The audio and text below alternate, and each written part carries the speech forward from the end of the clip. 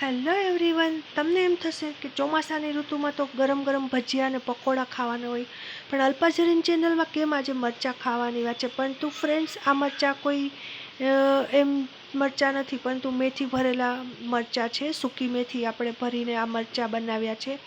અને ચોમાસામાં તમે જોજો, આપણે બહુ બધું ખાતા હોય તો પેટમાં આપણને ડાયજેસ્ટ મસ્ત રીતે થઈ જાય, એટલે કોઈ પણ કડવી આઈટમની જરૂર હોય છે. તો એના માટે આ એક સાઇડ ડિશ બેસ્ટ પરફેક્ટ છે અને તમને ખૂબ જ હેલ્ધી પણ છે. હેલો ફ્રેન્ડ્સ, હું છું અલ્પા અને આજે આપણે બનાવીશું મેથી ભરેલા મરચાં, સૂકી મેથીના. તો અહીંયા મેં આ રીતે મરચાં લીધા છે. વજનમાં 100 ગ્રામ જેટલા મરચાં છે. સૌપ્રથમ આપણે એનો જે અંદર ભરવા માટેનું જે પૂરણ છે એ બનાવી લઈએ. અહીંયા મેં આ રીતે 1 ચમચી મેથી લીધી છે, સૂકી મેથી. આ રીતે એને રોટલી કરવાની જે લોટી હોય છે એની ઉપર મીડિયમ ફ્લેમ પર શેકી લીધી છે. આ રીતે તમે 2 થી 3 મિનિટ આ રીતે શેકશો તે બ્રાઉન જેવી થવા આવશે. જરાક સેજ કાળાશ પડતી થાય તો પણ કોઈ વાંધો નથી, એનો ટેસ્ટ ખૂબ જ સરસ લાગે છે. ત્યાર પછી એને ખાયણી દસ્તા વડે આમ થોડોક પાવડર બનાવી લે છે. મુહિમ પાવડર નથી બનાવવાનો, એકદમ પેસ્ટ જેવો. હવે ત્યાર પછી આપણે ચણાનો લોટ અહીંયા 2 ચમચી લીધો છે, એને પણ આ રીતે થોડો શેકી લેવાનો છે.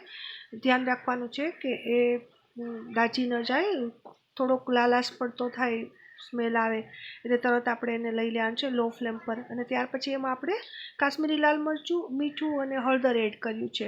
અહીંયા ઘણા લોકો લીંબુ ને ખાંડ પણ એડ કરે, પણ આપણે સ્પેશિયલ સુગર ફ્રી ડાયાબિટીસવાળા બધા ખાઈ શકે એ માટે અહીંયા જે મેથીનો પાવડર આપણે બનાવેલો એને આપણે એડ કરી દઈશું. હવે આપણો મસાલો તૈયાર છે. મરચાંમાં આપણે એક ચીરો લગાવી દેવાનો છે અને આ રીતે બધો જ મસાલો એમાં ભરી દેવાનો છે. હવે આ રીતે બધા જ મરચાં આપણે ભરવાના છે. અગર તમને વધારે મસાલો ખાવાની જ આમાં ફ્રેન્ડ્સ મજા આવે છે તો તમે એકદમ આખા મરચાં ફૂલ ભરી દઈ શકો છો આ રીતે. હવે બધા જ મરચાં આ રીતે ભરીને રેડી થઈ ગયા છે. આપણે એને સાઈડ પર રાખી દઈશું. ફ્રેન્ડ્સ, આ મરચાં એટલા ટેસ્ટી લાગે છે, ત્યારે જોઈને જ તમને ખાવાનું મન થઈ જશે. ત્યાર પછી જે થોડો મસાલો બચેલો છે લોટવાળો, એને મેં સાઈડ પર રાખી દીધું છે. એને પણ આપણે કામમાં લેવાનો છે.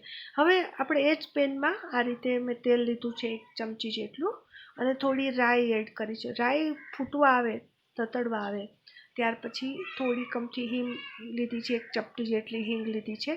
હવે મરચાંને આપણે ઊંધા રાખવાના છે, સીધા નથી રાખવાના. આ રીતે જે બાજુ ચીરો છે એ બાજુ, જેથી અંદરનો લોટ બધો જ મસ્ત શેકાઈ જાય. હવે આ રીતે 1 થી 2 મિનિટ રાખવાના છે. પછી આપણે આ રીતે એને પલટાવી લેવાના છે. બેઉ બાજુ આપણા મરચાં આ રીતે સરસ શેકાઈ જાય. ત્યાર પછી હવે એમાં જે બાકીનો જે લોટ વાળો મસાલો હતો એને એડ કરી દેવાનો છે. પરંતુ આ થોડુંક કોરું લાગે છે એટલા માટે અહીંયા આપણે લગભગ 3 ચમચી જેટલું પાણી મેં એડ કર્યું છે, 5 ગ્લાસથી પણ ઓછું. અને આ રીતે, કેમ કે એ લોટ છે જે મસાલો એ કોરો કોરો ન લાગે અને મરચાંની સાથે બરાબર બાઇન્ડ થઈ જાય એ માટે આપણે અને અહીંયા એક પ્લેટ ઢાંકી દીધી છે 2 થી 3 મિનિટ માટે.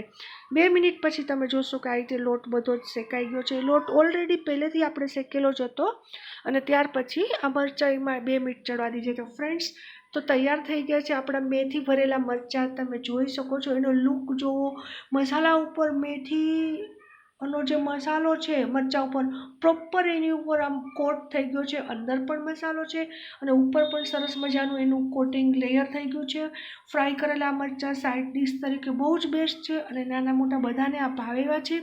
મેથી છે પરંતુ જરા પણ એની કડવાશ છે એ શેકાઈ જાય છે એટલે એકદમ સરસ લાગે છે. અને ફ્રેન્ડ્સ, એક વિડીયો બનાવવામાં બહુ બધી મહેનત થતી હોય છે, તો તમે ચોક્કસથી આ રેસીપીને ટ્રાય કરજો અને એક લાઈક તો કરજો કે તમને આ રેસીપી કેવી લાગી. અને ચોમાસામાં આ રેસીપી ખાવાની ખૂબ જ મજા આવે છે. એમ તો તમે દાળ ભાત શાકની સાથે ખાઈ શકો છો અને આ રેસીપી તમે ખાશો એટલે તમે રોટલી પણ એમાં 2ની બદલીમાં 3 રોટલી ખવાઈ જશે તો પણ તમને ખબર નહીં પડે. અને મરચાં પણ મોળા લીધા છે આપણે, એથી બધા જ એનો એન્જોય કરી શકે છે.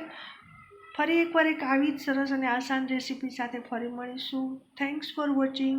Thank you so much.